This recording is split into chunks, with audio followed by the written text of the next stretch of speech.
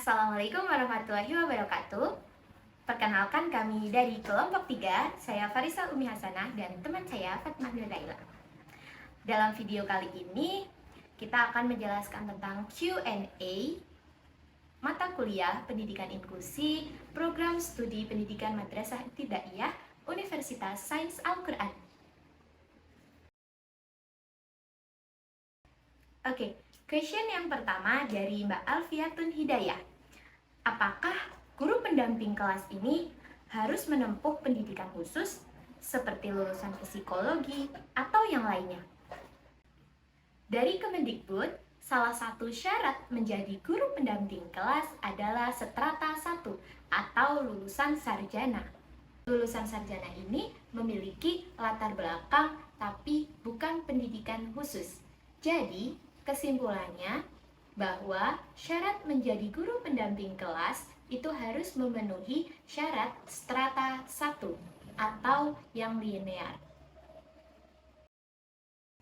Oke, pertanyaan selanjutnya yaitu dari Nika Fajar Kinasih yang pertanyaannya seperti ini. Apa saja faktor yang menyebabkan peran orang tua dalam mendidik anak berkebutuhan khusus belum terasa, dan apa saja solusi yang dapat ditawarkan agar peran orang tua bisa maksimal? Dari kelompok 3 merangkumnya itu ada beberapa hal yang sekiranya dapat dilakukan oleh orang tua anak berkebutuhan khusus agar perannya itu menjadi maksimal.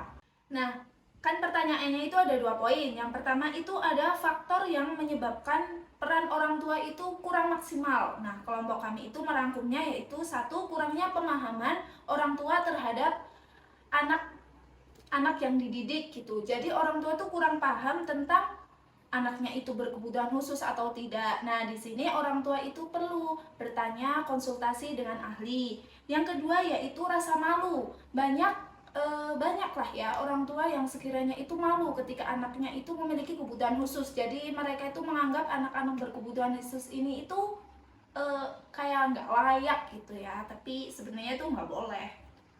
Yang ketiga yaitu adanya keterbatasan waktu dan sumber daya. Seperti yang kita tahu, ABK ini dalam perawatan itu juga harus khusus. Jadi tidak semua orang tua itu bisa menghadapi dengan sabar, membutuhkan waktu yang super duper ekstra dan biaya yang mahal.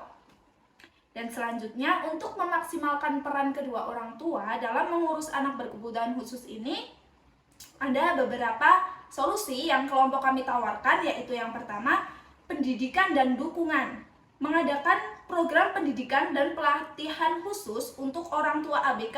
Jadi orang tua ABK ini juga harus berperan aktif untuk selalu terbuka dengan ilmu-ilmu yang telah disediakan dalam lingkungan sekitar. Yang kedua yaitu ada kolaborasi dengan sekolah dan tenaga profesional.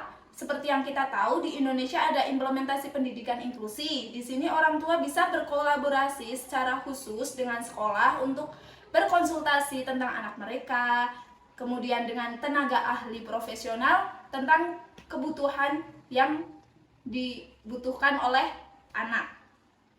Yang ketiga yaitu membangun komunitas dan jaringan dukungan.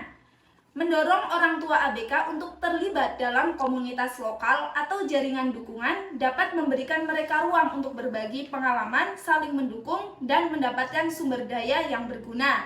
Nah, dari sini juga, dari adanya korelasi ini, dapat membantu mengatasi rasa isolasi dan memperkuat peran orang tua dalam mendidik anak mereka.